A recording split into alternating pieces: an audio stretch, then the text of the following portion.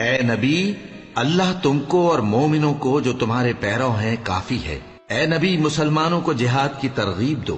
اگر تم میں 20 آدمی ثابت قدم رہنے والے ہوں گے تو 200 کافروں پر غالب رہیں گے، اور اگر 100 ایسے ہوں گے تو 1000 پر غالب رہیں گے، اس لیے کہ کافر ایسے لوگ ہیں کہ کچھ بھی سمجھ نہیں رکھتے۔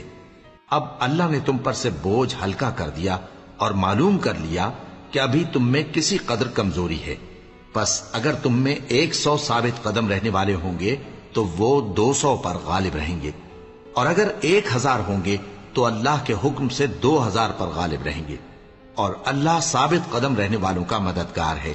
پیغمبر کو شایع نہیں کہ اس کے قبضے میں قیدی رہیں جب تک کافروں کو قتل کر کے زمین میں کثرت سے خون نہ بہا دے۔